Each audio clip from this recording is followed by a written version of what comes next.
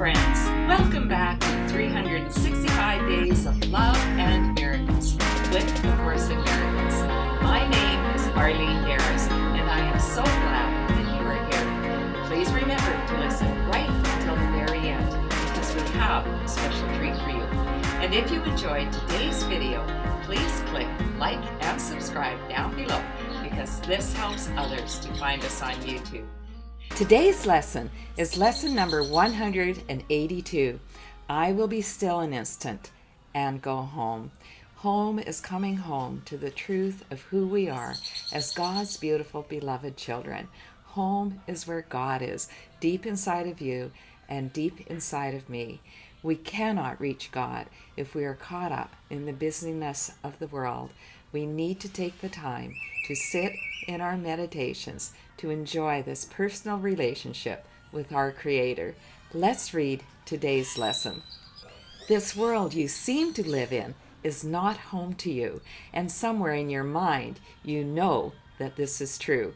A memory of home keeps haunting you as if there were a place that called you to return, although you do not recognize the voice, nor what it is the voice reminds you of. Yet still you feel an alien here, from somewhere all unknown, nothing so definite that you could say with certainty you are an exile here.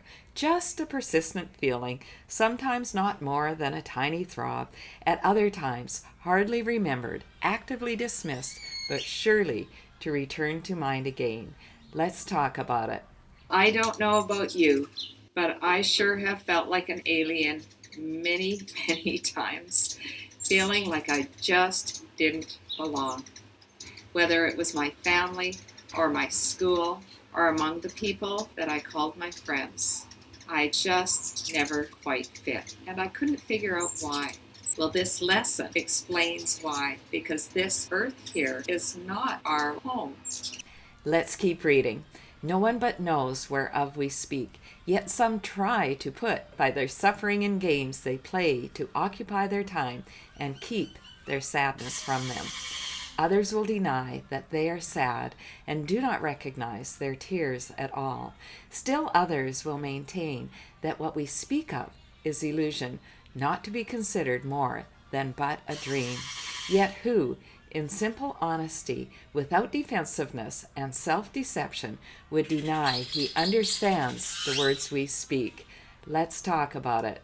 We might try to distract ourselves from that feeling that we just don't quite fit in a whole lot of different ways. Some of us do it through shopping. Some of us do it through alcoholism or addiction. Some of us do it through working hard. There are so many different ways that we can distract ourselves. But there is really only one answer. We accept that this earth is not our home. Let's keep reading.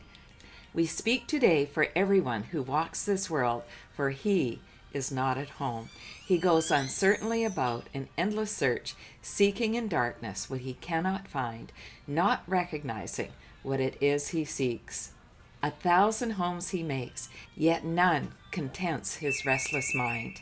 He does not understand he builds in vain. The home he seeks cannot be made by him. There is no substitute for heaven.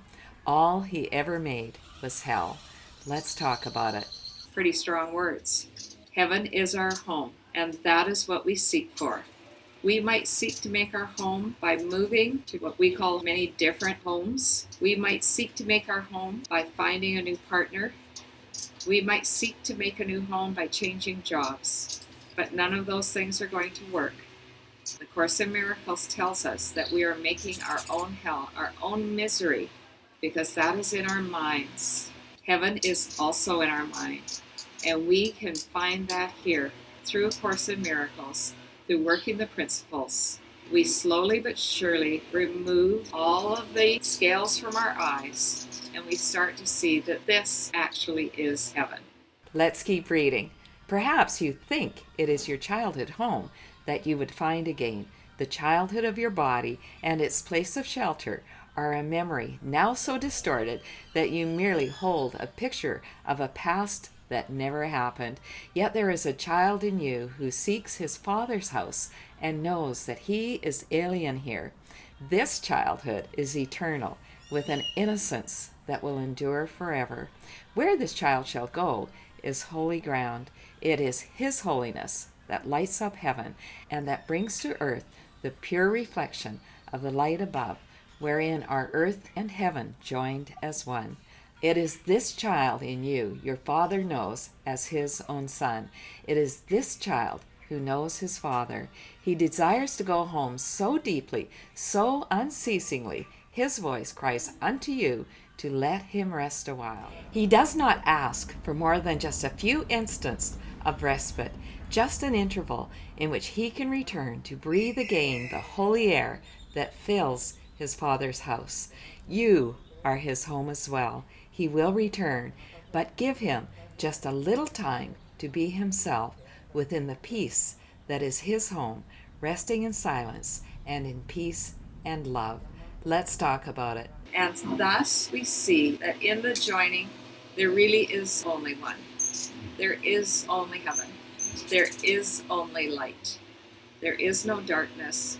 There is no hell. Those only exist in our minds.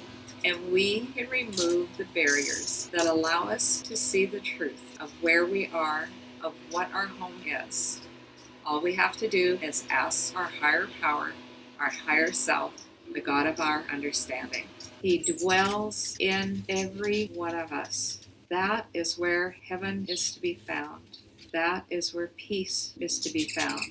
That is where love is to be found. But we need to get quiet in order to get there. I could just read that paragraph over and over again, but let's go on. The child needs your protection. He is far from home. He is so little that he seems so easily shut out. His tiny voice so readily obscured, his call for help almost unheard amid the grating sounds and harsh and rasping noises of the world. Yet does he know that in you still abides his sure protection. You will fail him not. He will go home, and you along with him. This child is your defenselessness, your strength. He trusts in you. He came because he knew you would not fail. He whispers of his home unceasingly to you, for he would bring you back with him, that he himself might stay and not return again where he does not belong and where he lives an outcast in a world of alien thoughts. His patience has no limits. He will wait until you hear his gentle voice within you, calling you to let him go in peace along with you to where he is at home and you with him. Let's talk about it. We all have that beautiful child living within us. That beautiful child is our true self, our real self, our capital S self. This is the truth of who we are. Beautiful, untouched, innocent. But that beautiful little child will not come out to play if he or she does not feel safe. And it is our job to help that child feel safe, to reassure the child we will take care of him or her. We will protect them. We won't let anyone harm them. And we certainly won't harm the beautiful little child within ourselves. Let's read on.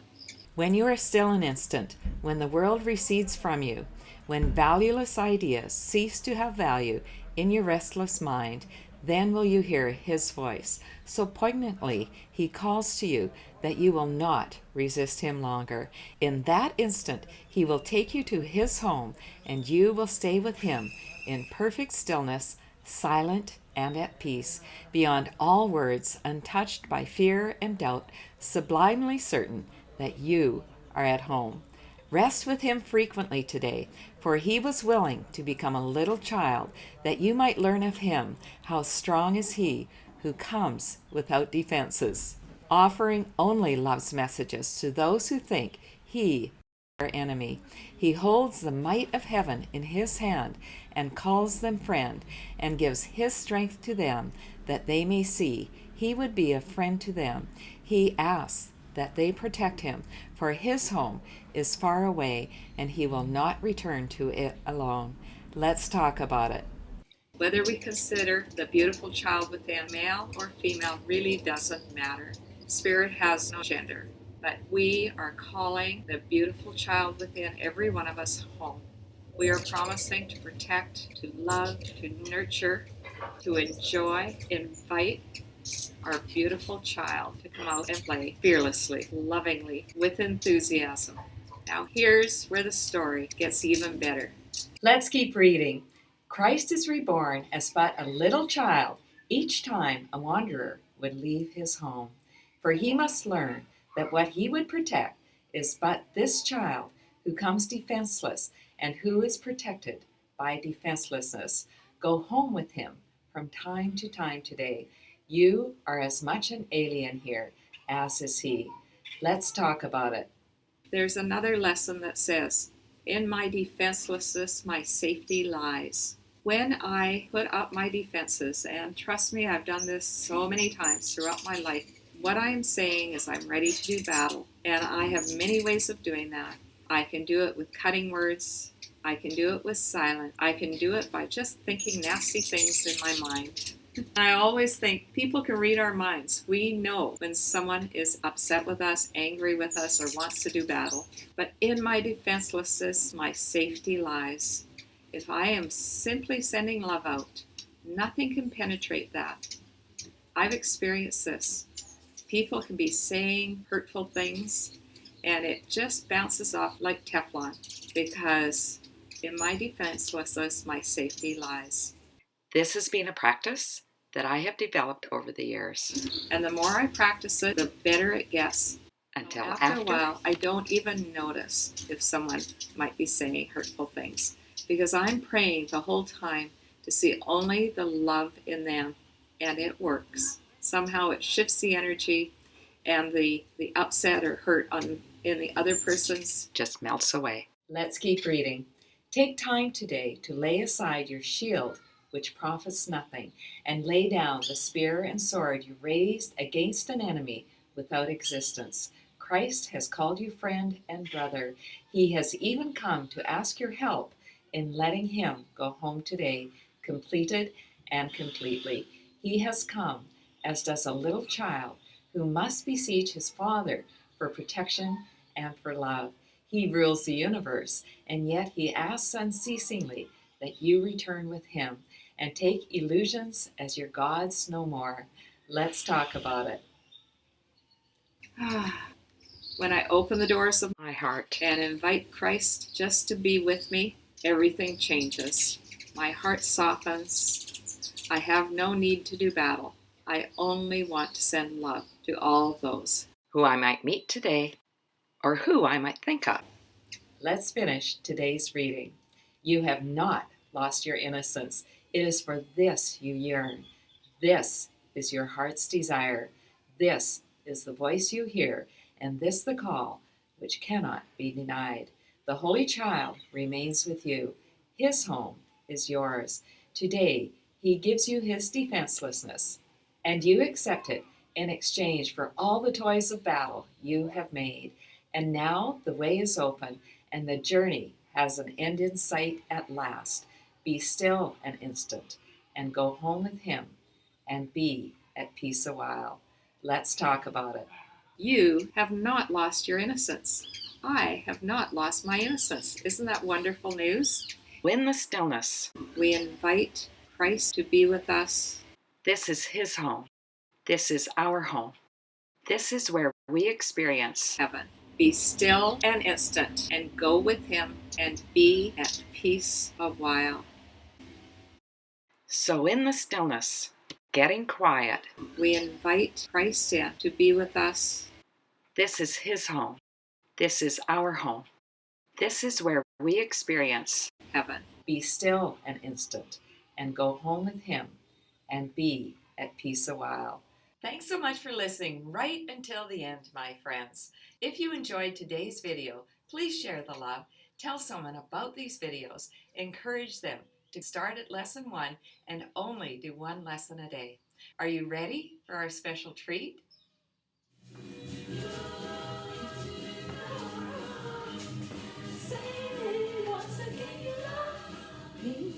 And if your love is true, everything will be just as wonderful. I will be still an instant and go home. Have a day of stillness and being at home with God, my friends. I love you.